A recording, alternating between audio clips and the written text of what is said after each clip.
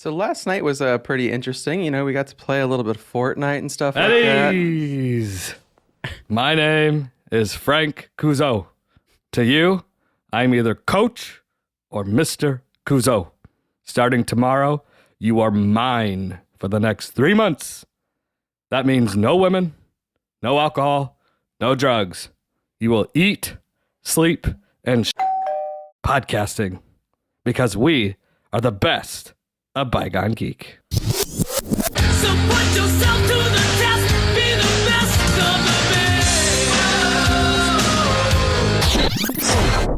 That was pretty spot on, James Earl Jones. Probably the worst impression of him ever. Sorry, Mr. Jones. I feel like you channeled Frank Kuzo very well in there. That was pretty dang good. It's a mix of Frank Kuzo, Mufasa, Darth Vader, Pee Wee Herman, my own self. I don't know who was in that, but Mr. Mufasa. Jones, we love you. Yeah, I definitely felt the Mufasa in that. That's a good reference. Yeah.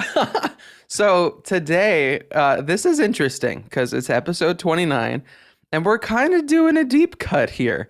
You know, we've done a lot of mainstream stuff up until this point, but we're doing a film that I kind of wanted to start off just by saying that it really is David and I's origin story.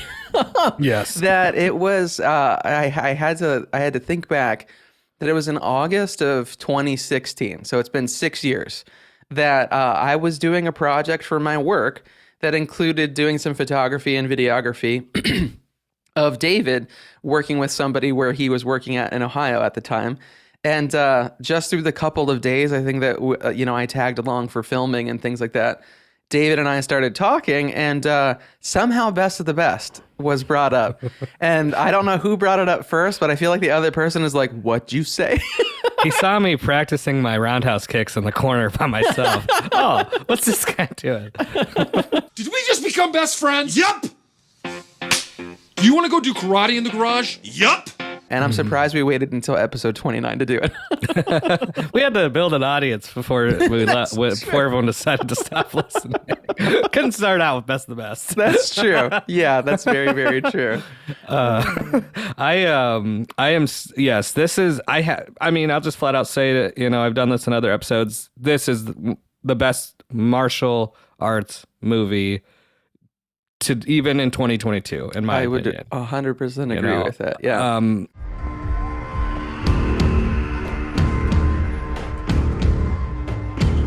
Dae Han, 176 pounds, 35 years old. Winner of every major invitational for the last 10 years. But even just Dae Han. I'm like, it's terrifying. Yeah, it's absolutely terrifying. Like they established him as a phenomenal villain in that scene. Later in the movie, he's like warming up before his fight with Tommy, and the announcer, we were talking about announcer lines before we got on, and he's like, if you're wondering why he's so menacing or scared, just look at him. And all Dae Han is doing is like cracking his own neck. Yeah, he just like rotates his neck. It's terrifying. I'm just like, nope, I don't want to fight that. He's sinister looking. He's got the eye patch. He's got that haircut. Yeah. He looks like a Street Fighter character, but way worse.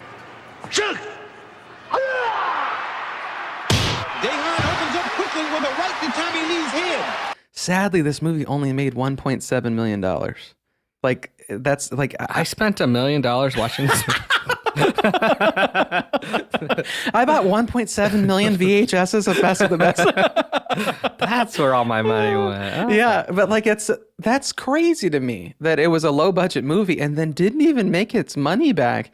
This movie, folks, like, I know we're gushing over it, but like... It deserves to be something that made $100 million. Like, it really does. Yes, sir! If you're not going to watch this movie, just YouTube their Korean teams training, as you said, hitting the trees in the snow, shirtless with just tape on their hands. I doubt they're wearing footwear either. No. So, and it's not on like a soundstage, folks. Like, these actors are really standing in the snow. And to reference them doing those push-ups on stone bricks or whatever, it's like I did some burpees on my driveway, and I went inside when I was done, and I was like, oh, I think I scraped my knee a little. I wouldn't even be able to hold the water for the Korean team. Yeah, yeah. They would be like, get out of here, Like a South Korean coach came out of nowhere with full apparel and smacked you with a stick. I think I'd die. Whatever you may think of his age, never underestimate his ability. Yeah, I love that motorcycle scene. Yeah. Classic 80s. It is. Classic. He's got his aviators on, weaving in and out of the mountains and stuff. It's his Top Gun moment. It is, yeah. He had to have it. It's his Top Gun moment. It's Rocky in his Ferrari angrily driving after Apollo dies. Yeah, it's like it's a necessity for that era of action film. Enemy is waiting in the rain. To have a main character who is so badass, blatantly yell out, "I'm afraid." Yes. Like, that was a really, really good scene. And I think as much as, even though you have the abilities to do something or achieve something, you're still afraid. Like, you still have fear and you still have self-doubt that you're not going to make it. And to see Tommy do that and watch that as a kid, you're like, oh, wait, it's okay to be afraid. Like, that was phenomenal. And kudos to Phillip Rhee for showing that to people. I think that's so huge, and I 1,000% agree with you. Like, you can be the best of the best and also still be afraid or get hurt and have emotions. You, as again, not an expert in psychology or anything like that. I took Psych 101. You're married to one, so I'm married to one. You're an expert by association. I feel like she does studies on me at night. But Yep. when Tommy's happens, when Tommy and Daehan, it's movie magic. It's poetic. Yes. It's choreographed so well. It's poetry in motion. It's beautiful. Yes. I think even the announcers are like. I think at one point they panned to Alex's face and his jaws dropped. Yeah, Just yeah. like watching them do these moves. You're just like, this is. Well, and yeah, I do ha- think that the announcer says something like, this is like the pinnacle of Yeah. combat. Like that, and it was. It And totally you have to was. imagine with them being real life brothers, their natural chemistry. Oh yeah, yeah. I mean, And the I intensity. could watch them all day. Intensity. Yes. Yeah. The moves and counter moves, like the fact that like they knew one another. Like I thought that was so cool.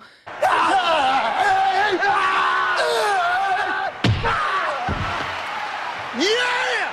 Drop me like a toilet seat, Tommy! They have like this low angle where Tommy comes in and Daehan comes in, and Tommy gets in the fighting stance, and I don't even think Daehan. He just stands there. He stands Like, there. He just Yeah. cocky. Like I don't even need Arrogance. Like, so the arrogance was Which like, is totally different from the training, yes, yeah, right? Yeah. Like we would expect integrity, discipline, Yeah. respect to the game. Yeah. Well, and now that I think about it, didn't he straight out of the gate? It was a little Superman punch. Yeah. And Then he went, ah! Yeah, And we're just like complete dirty fighting. That I was just Yeah. like, holy smokes! Oh, Like, he had two dirty moves. Yeah. Two illegal hit. Again! Yeah. Again. Again. If anyone's still listening, I'm so sorry. I'm sorry, Bob. I'm pretty sure David and I could do an hour episode on just this fight scene.